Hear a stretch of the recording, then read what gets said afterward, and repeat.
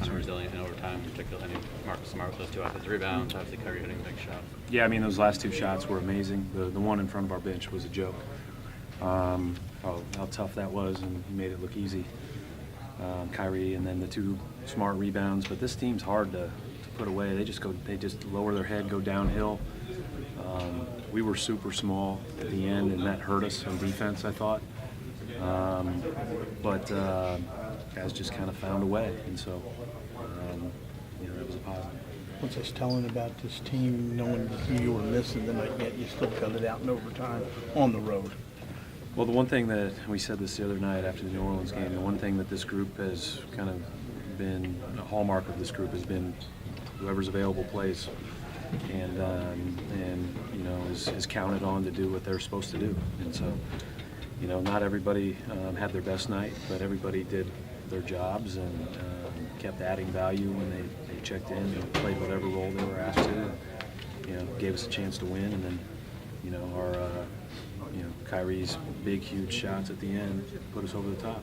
You didn't seem to move the ball early as much as you usually would. Our first half, we weren't very good offensively. And after that, we were pretty good. The third quarter, we were excellent. And then start of the fourth, we got beat. We slowed down a little bit.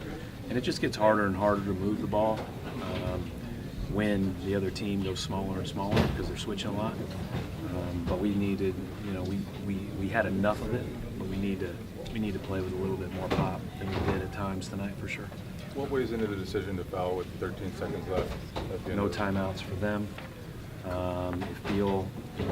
We have 2 timeouts, so we can literally call a timeout, advance it, get it in, get fouled.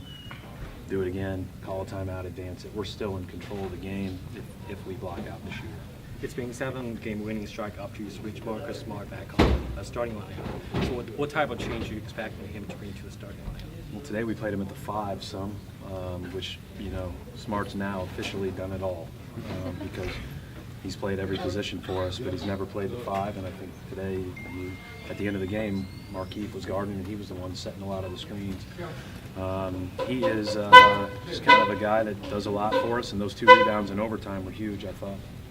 Brad, what do you like about what you've seen the last 7-10 games, and are you worried about that covering up anything that you may not like? Well, we have all kinds of things we got to get better at, Jeff. But, our spirit's good. We're now more comfortable and more focused on our tasks, I think, and I think that everybody feels like they know what they need to do when they go into the game and know how we're going to play and everything else. And we're going to get better at that stuff as the season goes on, and we've got to clean up a lot from tonight. We left way too many shooters open, and we had our moments where we didn't move the ball, but I think we've got to, at least something to build off of for sure through the first 27 games. What adjustments, if any, were made at halftime to really get the offense going there? I thought that they were able to take us out of our offense with 2 guys, the guy guarding the ball and the guy guarding if we were in a pick and roll, if we were in screening action. They were just really physical with us. We had to play with more tempo, and we had to play lower and harder on offense. Sometimes that gets lost in the shuffle, and when we did, we really attacked. And when we really attacked, we made plays, and then the extra effort plays are huge. Like they've beat us here a few times on corner crash rebounds. So, it was good to see us get a couple for once, and those were huge plays. Coach, what did you make of the atmosphere tonight? And at some points, it kind of seemed like you guys were back in Boston. It was a home game. Well, first of all, this is always a great place to play. The playoff games here were incredible, and but when you're with the Celtics, and it's one of the things that you pinch yourselves about being with the Celtics, is Celtic fans travel. And when we played in Milan, Madrid, they were there. Mexico City, they were there.